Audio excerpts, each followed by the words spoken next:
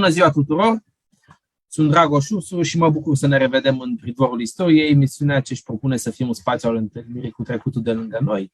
De data asta sunt în studioul virtual al Radio Reîntregirea, grație platformei Zoom, și vă propun, dragi ascultători și urmăritori ai emisiunii, să rămânem în tematica istoriei comunismului, după ce săptămâna trecută am povestit alături de Maria Axinde despre memorialul Închisoarea Pitești.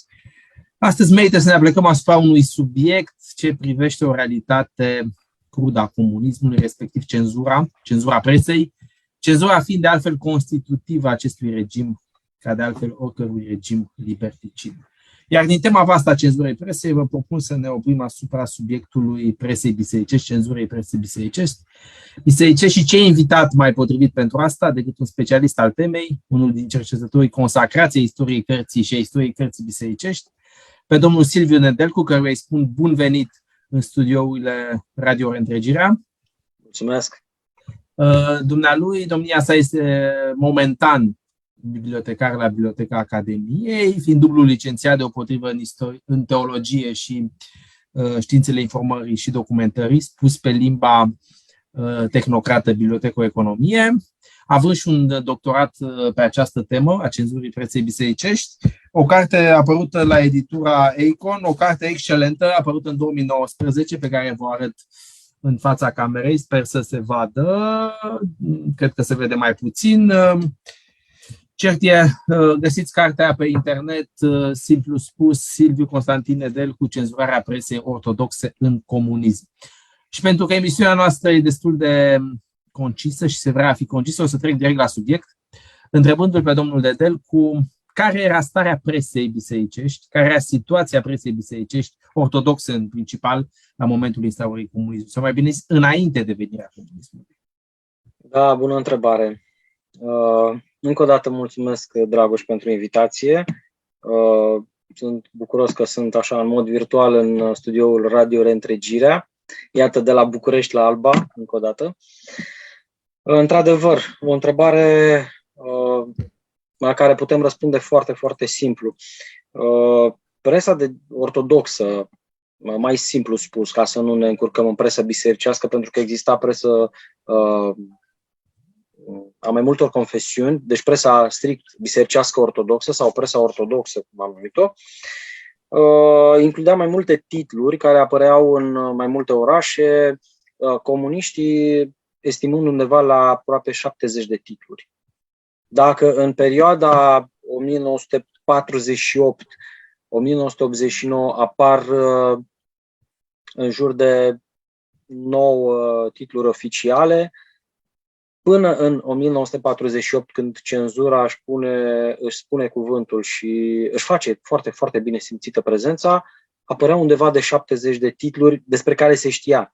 Aici trebuie luat în calcul faptul că existau buletine parohiale, cum există și astăzi în multe parohii, care nu erau trimise, spre exemplu, la Biblioteca Academiei Române, unde lucrez eu. Spuneai de chestia asta. Într-adevăr, există două mari biblioteci din țară care păstrează toate aceste publicații, le tezaurizează, și anume Biblioteca Academiei Române la București și Biblioteca Centrală Universitară Lucian Blaga din Cluj-Napoca. Ce vreau să te întreb aici? Te rog. Ai spus că sunt mai bine de 70 de titluri. Cine erau, spus așa pe românește, proprietarii acestor publicații? În primul rând, mă gândesc că era biserica prin diferitele organisme eparhiale, la nivel eparhial, dar exista și o presă bisericească, să o numim așa, laică? Da, exista și o astfel de presă. Cum îți spuneam, erau unele, să le spunem, ziare, reviste, gazete, editate de anumite parohii sau de anumite asociații. Spre exemplu, Oastea Domnului la Sibiu scotea un buletin chiar cu acest titlu. Apoi, Păstorul Ortodox de la Argeș, care apare până în 1947, era buletinul Asociației Clerului din Episcopia Argeșului. Apoi, Renașterea de la Craiova, la fel. Exemplele continuă. Un alt exemplu foarte interesant este Telegraful Român, care este singurul ziar al Bisericii Ortodoxe Române, care apare neîntrerupt din 1853 până în prezent, fondat de Andrei Șaguna. Deci, iată, anul viitor va împlini 150 Dacă de nu ani. exagerez, cred că e de altfel și singura publicație în sine românească care a apărut neîntrerupt pentru atâta timp. E cea mai longevivă, Da. e cea mai longevivă, da, da. Adică, bine, vezi, mare parte din presa bisericească, pentru că vorbim de presă ortodoxă, ea apărea cumva sub cupola oficial a bisericii. Exista presă editată de eparhii, episcopii, arhiepiscopii, mitropolii și apoi aceste organizații, fie că erau vorba de asociații religioase, fie că era vorba, dau un exemplu, cum este la Cluj, anuarul școlii ortodoxe române de cântăreți bisericești Dimitrie Cunțan, care apare undeva până în 47. Deci de la aceste ziare, reviste oficiale, până la cele editate de alte organisme. Vreau să zic așa, o viață editorială animată, care Da, se într-adevăr, prăbușește odată cu instaurarea comunismului. Bine, instaurarea comunismului afectează în ansamblu viața editorială din toată țara, nu numai presa bisericească, e o speță, să zicem, un domeniu. Și da. cum e afectată, să zic așa, care sunt măsurile care o afectează în mod direct și ce se schimbă odată cu venirea comunismului? Trebuie să delimităm foarte clar, cum se numește, presa oficială a bisericii de aceste publicații care apăreau, cum am zis, sub egida altor instituții, asociații bisericești, parohii. Presa oficială de stat, la fel, și presa bisericească, suferă anumite modificări din cauza instaurării regimului comunist. Clar, biserica pe ansamblu, după instaurarea regimului comunist în mod oficial în 1948, va suferi toate aceste modificări din cauza regimului. Dau un simplu exemplu. Spre exemplu, la Iași, la Mitropolia Moldovei, apărea acest periodic care se numea Mitropolia Moldovei. Și atât, simplu. Dar, după ce este desființată Mitropolia Bucovinei, care avea oficiosul ei Candela, de la Cernăuți, se mută la Suceava, pentru că este episcopia din Suceava încorporată în Mitropolia Moldovei, se transformă în Mitropolia Moldovei și Sucevei și iată că buletinul devine, începând, memoria îmi joacă feste și trebuie să fiu foarte, foarte precis, undeva din 1900... Da, undeva din 1945, mai precis, devine Mitropolia Moldovei și Sucevei. Deci, iată, odată cu desființarea unor eparhii, se și comasează anumite buletine. Spre exemplu, cum era la Argeș și la Craiova. La Craiova apărea această revistă a preoților, Renașterea. La Argeș era buletinul Păstorul și mai apărea încă un buletin oficial al Arhiepiscopiei. Toate astea se transformă în revista oficială Mitropolia Olteniei. Apoi, la fel, la Banat, erau mai multe care apăreau. Deci zicem că există desființare prin comasare. O desființare prin comasare. Cum e, spre exemplu, Telegraful Român, ci Revista Teologică. Revista Teologică la Sibiu merge până în 47. Când este desființată în mod oficial în 47, apare ceea ce se numește și ceea ce cunoaștem astăzi din 1956, Mitropolia Ardealului. Au fost unele publicații, spre exemplu, a fost la Arad, Biserica și Școala și altele, care au funcționat în clandestinitate. Deși ele au fost întrerupte în 48, cenzura a insistat să fie desființate în mod oficial, ele au mai continuat un an, doi. Aici, reîntorcând, ne voiam să spun că un factor important decizional l-a avut atât instituția oficială a cenzurii, Direcția Generală pentru Presă și Tipărituri, DGPT, cum era numită, care a funcționat din 49 până în 1977, dar nu asta, cât Departamentul Cultelor, respectiv Ministerul Cultelor, respectiv Departamentul de Stat pentru Culte. Aici e o problemă sensibilă, pentru că, vezi tu, toată această cenzură nu era făcută neapărat de o instituție oficială a statului, cum era DGPT-ul. Nu. Revistele bisericești și nu numai revistele, toate publicațiile religioase din țara noastră au avut parte de o dublă cenzură. Atât de cea de la Departamentul Cultelor, acolo era un prim filtru, cât și apoi de la DGPT. Dau un exemplu. Da, asta și aici te rog să aprofundezi un pic care era mecanismul concret al cenzurării unei publicații.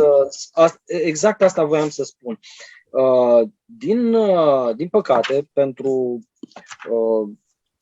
tot ce însemna publicație religioasă, și aici când ne referim strict la presa ortodoxă, avea următorul parcurs. Spre exemplu, revista redacției. Eu m-am ocupat în teza de doctorat de revista Glasul Bisericii, care era revista oficială a Arhiepiscopiei Bucureștilor. Ulterior a Mitropoliei Ungrovlahiei, cum se numea înainte de 1989. Redacția revistei trimitea manuscrisul, șpaltul, la Departamentul Cultelor, care avea o direcție care se ocupa strict de cenzură, se numea Direcția de Studii și avea un serviciu publicații. Este foarte puțin întâlnit acest serviciu, dar în principiu reținem că era vorba de Direcția de Studii. Aici era, să spunem așa, prima etapă a cenzurii. Apoi, Direcția de Studii trimitea manuscrisul corectat la DGPT, care, interesant, avea un serviciu în subordine care se numea Direcția Tipăririi Presei Centrale. De acolo se reîntorcea, deci cu această a doua cenzură, iarăși la ministerul, respectiv Departamentul Cultelor, la Direcția de Studii, care mai făcea poate o cenzură suplimentară, care o trimitea la rândul ei la redacția. Și cam cât dura temporal, ca timp, un astfel de proces, spre exemplu, pentru un număr din Glasul Bisericii? Este foarte greu de estimat, pentru că eu când m-am ocupat de teza de doctorat, am fost la arhivele naționale, unde am găsit foarte multe documente în acest sens și am găsit de la procesele verbale, o parte din procesele verbale privind cenzura textelor, până la fișele de predare-primire a șpalturilor, a revistelor respective, de la Departamentul Cultelor către DGPT și invers. Și ce trebuie reținut în toată discuția asta? Nu s-au păstrat, din păcate, exemplare sau șpalturi cu modificările propriu-zise. Ele se păstrau la redacție. E foarte greu de estimat, în principiu, cam cât dura un astfel de proces. Dar, pe baza unui document, e vorba de corespondență pe care o are Patriarhul Justinian cu vrednicul de pomenire Patriarh Justinian, cu secretarul general sau, să spunem așa, conducătorul Departamentului Cultelor, putem vedea un document din 1966, cam cât dura acest proces. Și o să dau citire foarte pe scurt, spre exemplu, la revista Studii Teologice. Revista Studii Teologice, după cum bine știi, Facultăților de teologie. Exact. Era, cum se numea atunci, înainte de 89, a celor două institute teologice care apăreau la Sibiu, respectiv la București, unde publicau doctoranți, profesori, etc. Și în 66, în această scrisoare manifest a Patriarhului Justinian, el spune, legat de acest circuit și de această întârziere, următorul lucru. Citez. Zice așa: revista Studii Teologice numărul 90, pe noiembrie-decembrie 1959, 128 de pagini, a fost depusă la Direcția Presei, deci iată, la Direcția Presei la 7 decembrie 1959 pentru a obține viza de imprimare. A obținut această viză după 60 de zile, la 6 februarie 1960. După imprimare a fost depusă din nou la direcția presei pentru a obține viza de difuzare. Foarte interesant. O să discutăm după aia legat de vizele acestea. Fiind înregistrată sub numărul 605. Această viză a fost obținută la 19 aprilie 1960, deci după 2 luni de zile. În aceste condiții, numărul ultim din anul trecut al revistei Studii Teologice va fi expediat abonaților din țară și de peste hotare abia în cursul lunii mai, deci cu o întârziere de 5 luni de zile față de data pe care o poartă. Trebuie spus următorul lucru. Întârzierile durau undeva între 5 luni și un an de zile aproape. Încât patriarhul, în acest document foarte interesant, spune că se ajungea să se citească pastorala de Crăciun undeva chiar de Paști. Sau, dacă nu se citea de Paști, preoții puteau citi îndrumările pentru însămânțările de primăvară undeva în iarnă sau în toamnă. Adică totul era foarte bine calculat și întârziat de către cele două instituții ale cenzurii, respectiv Departamentul Cultelor, cât și DGPT, astfel încât să întârzie cât mai mult difuzarea. Pentru că mecanismul era simplu. Redactorul revistei sau persoana care depunea revista la Departamentul Cultelor aștepta să parcurgă acel proces cenzural despre care am vorbit. Da? Ce vreau să te întreb aici? De la începutul poveștii, cum să zic așa, dacă ai reușit să vezi în documente, în dosare, care erau aspectele pe care nu treceau de cenzură? Ce nu voia regimul, prin cele două instituții, Departamentul Cultelor și DGPT, să apară? Ce era cenzurabil? Ce era de cenzurat? Greu de spus, pentru că, vezi tu... Funcționa autocenzura și nu se ajungea la... Asta voiam să spun. Înainte de a exista această cenzură instituțională exterioară, exista o autocenzură. Și dau un exemplu. Cazul revistei Bucium Ortodox, care e de fapt predecesorul revistei Glasul Bisericii. Ea apare undeva în 42 cu titlul Bucium Ortodox și în 44, în septembrie, își schimbă titlul în Glasul Bisericii. Și e foarte interesant un document, să spunem așa, un articol de fond semnat de preotul Ion Gafton. E vorba de viitorul episcop Iosif Gafton al Argeșului, care era și consilier cultural al Arhiepiscopiei Bucureștilor. Și el spune așa, foarte simplu, legat de întrebarea ta, legat de autocenzură. Citez. În numărul din 42, numărul 9-12, spune: pentru revista noastră Bucium Ortodox, așteptăm de la cucernicii preoți și de la binecredincioșii fii ai Bisericii Ortodoxe articole spre publicare. Ele vor trebui scrise numai pe o pagină, cât mai concise și citeți. La începutul articolului sau la sfârșitul lui, fiecare autor va scrie: las toată libertatea secției culturale a Sfintei Patriarhii să facă îndreptările sau schimbările ce va găsi cu cale. Ori, cum să spun? Deci se opera în redacție, în primul rând. Funcționa o înțelegere tacită între autori și redactor, redacția revistei respective, prin care îi se transmitea autorului în mod direct sau indirect faptul că nu trebuie să publice anumite subiecte sensibile care clar n-ar trece de cenzură. Dau un exemplu. N-ar fi putut scrie nimeni ceva despre americani în sens pozitiv. Sau, nu știu, orice altceva care să aducă impietate statului, să spună că regimul comunist era împotriva bisericii. Nu existau astfel de erori. Adică erorile astea nu treceau în primul rând de cenzura redacției. Exista o cenzură a redacției și după aia vorbim de cenzura cealaltă instituțională.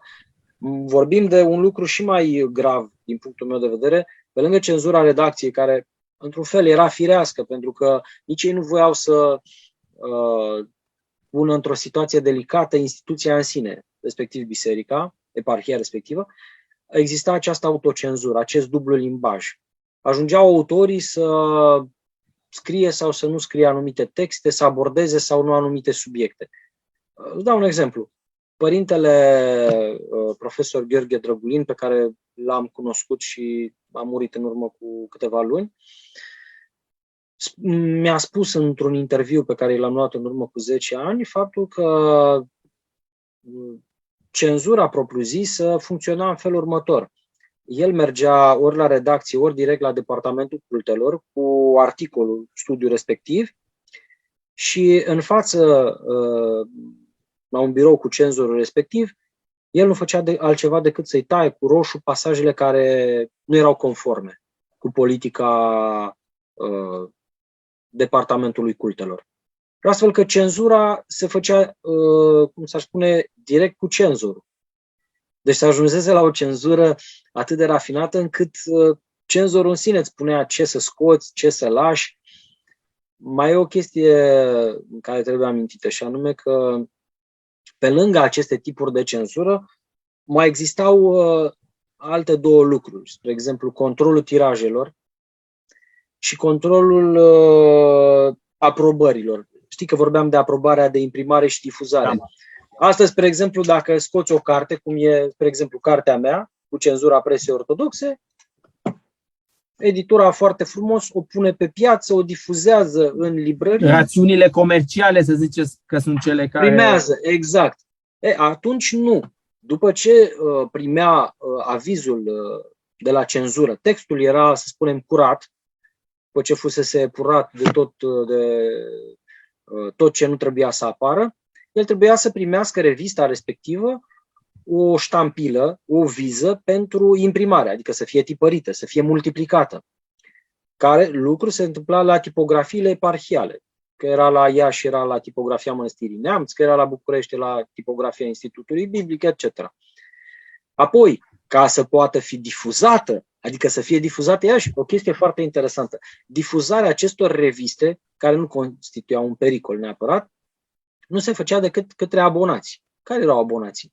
Simplu, preoții, parohiile, autorii și câteva seminarii teologice, unele institute de teologie, cele două, și apoi se mai trimiteau unor ierarhi, respectiv unor instituții din străinătate, cu care exista un schimb internațional interbibliotecar, să spunem așa. Deci, revista nu avea o circulație foarte largă. Ea nu se găsea de cumpărat decât la magazinele bisericii. Deci asta merită subliniat, faptul că revista era mai mult într-un circuit închis. Revista deci, era doar într-un circuit închis. Nu ajungeau în schimb, ajungeau în biblioteci. Ajungeau în anumite biblioteci. În măsura în care deja e un filtru care ține de interesul cititorului. Deci, este un aspect foarte important de subliniat, faptul că revistele nu circulau, i-am spune, la liber, nu puteau ajunge la populație. Nu se găseau la chioșcurile de ziare sau de presă, cum vedem astăzi. Dacă voi să cum exista și atunci, revistele literare erau la chioșcurile de difuzare a presei. Revistele bisericești nu. Revistele bisericești... Deci asta e o altă formă cumva de a ține biserica departe de spațiu public și invers, spațiu public între ghilimele, neafectat de... Mesajul nu ajungea... În partea a treia, să zic, pe finalul emisiunii, aș vrea să nu încheiem fără a puncta aspecte legate de, să zic, deci asta era viziunea regimului, poziția regimului, cum încerca biserica, sau dacă încerca, și cum încerca să eludeze, să minimalizeze, pe scurt, așa spus într-un limbaj colocvial, să fenteze cenzura sau să reacționeze față de cenzura. Îți dau un simplu exemplu. Într-un studiu publicat de Barbu Teodorescu, care știm că a fost secretarul personal al lui Iorga, în primele 3 note de subsol, publică sau citează lucrările ale lui Iorga interzise de cenzură. Lucrări apărute înainte de 1940. Ar fi foarte, foarte mult de vorbit. Un subiect foarte interesant în direcția asta îl are fondul secret, fondul special, fondurile secrete, fondurile speciale din biblioteci. Trebuie spus că astfel de publicații periodice, cărți cu conținut religios, erau trecute într-un fond secret, fond special în aceste biblioteci, pe care l-am întâlnit și eu în Biblioteca Academiei Române. Aceste publicații nu erau, cum ai zis și tu, la liber. Clar, ele trebuiau să poată fi consultate numai după un filtru foarte, foarte bine conturat. Persoanele erau foarte bine verificate și atunci apare următoarea întrebare. Cum a putut un personaj ca Barbu Teodorescu să publice totuși, să treacă de cenzură niște lucrări în studiul său interzise? Un studiu a apărut într-o revistă bisericească? Exact. Asta voiam să spun.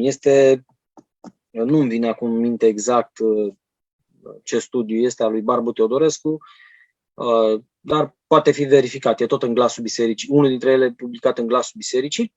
Și primele 3 note de subsol sunt cărți interzise. Exista un volum, chiar așa se numea, publicațiile interzise până la 1 mai 1948. Asta era Biblia cenzurii pentru toate instituțiile de cultură. Biblioteci, librării, muzee, anticariate, etc., etc. Acestea, tot ce se găsea pe această listă, inclusiv Iorga și alți mari istorici, trebuiau puși la fondul secret. Nu numai că n-aveai voie să le citești într-o instituție publică, cum era o bibliotecă, nu puteai să le citezi nici într-un studiu. Toți acești autori care fuseseră dați afară din anumite instituții de cultură, institute de cercetare, facultăți de istorie, au fost recuperați pentru a nu muri de foame de către Patriarhul Justinian. Am înțeles, pentru că el i-a luat și i-a presa bisericească era cu circuit închis și, între ghilimele, nu reprezenta un pericol pentru regim, pentru că nu ajungea la public. Patriarhul Justinian i-a recuperat și merită sublinia faptul că acei autori erau plătiți pentru materialele pe care erau plătiți foarte bine. Acum trebuie spus, Dragoș, că atât eu cât și tu, când scriem un studiu, un articol despre publicare, nu numai că facem muncă de voluntariat, nu suntem plătiți pentru așa ceva.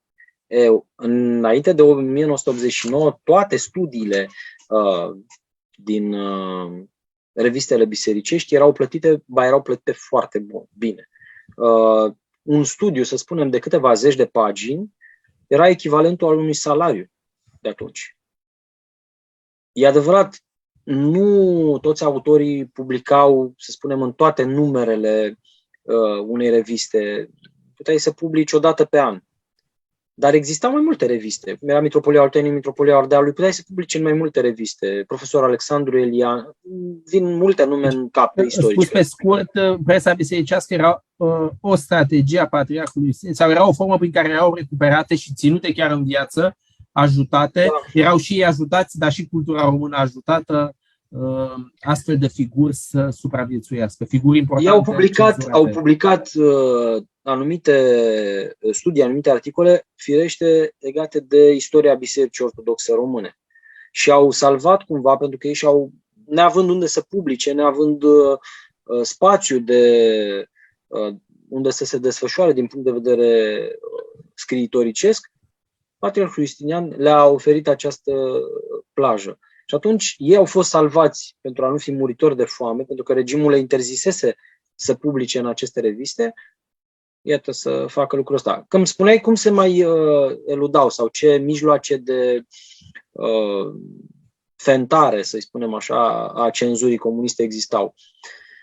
Unul dintre ele, iarăși foarte interesant, este, o să mă întorc de data aceasta, tot la Patriarhul Justinian, care, la moartea lui Dej, spre exemplu, din pastoralele care pot fi citite în revista Glasul Bisericii, care era oficiosul acestei Mitropolia Ungro-Vlahiei, dar și a Arhiepiscopiei Bucureștilor, a Episcopiei Dunării de Jos și a Episcopiei Buzăului. Dacă ceilalți 2 episcopi de la Buzău, respectiv de la Dunărea de Jos, dedică câteva câteva rânduri mai multe lui Stalin, care în martie 1953 decedase, Patriarhul Justinian, dacă o să citim această pastorală, o să vedem că aproape nu spune nimic. Este și asta o formă de, și asta este o formă de rezistență. Faptul de a nu menționa. Și pentru că suntem chiar pe finalul emisiunii și aici las o invitație deschisă, tocmai pentru că ai abordat, să zicem, tema sensibilă, un subiect sensibil pe care pe care merită să-l aprofundăm, nu conținutul pastoralelor și cum erau ele cenzurate și cum textul acestor pastorale era filtrat și uneori în funcție de anumite contexte, cum ai spus și moartea lui Stalin, ele conțineau referiri la aspecte politice. La viața lui sau... Da. Dau un exemplu. Asta o să... Într-un studiu...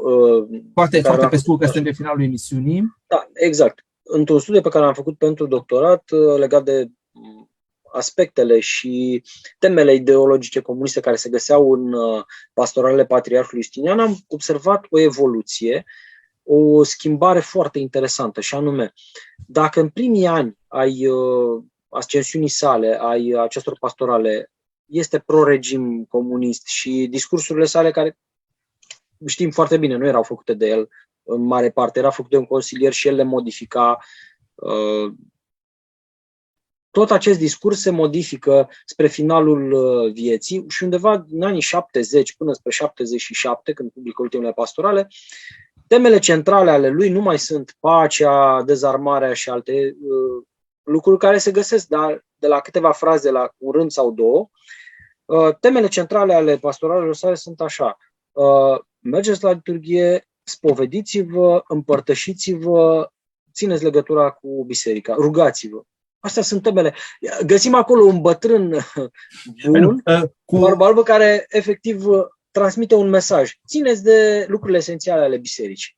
Cu mesajul rezumat din pastoralele, din evoluția conținutului pastoralelor Patriarhului Justinian, încheiem emisiunea de astăzi. E poate cel mai bun final, lansându-ți invitația de a aprofunda mai departe, mai ales subiectul ăsta sensibil al modului cum regimul avea cerințe în privința conținutului presei și discursului oficial bisericesc.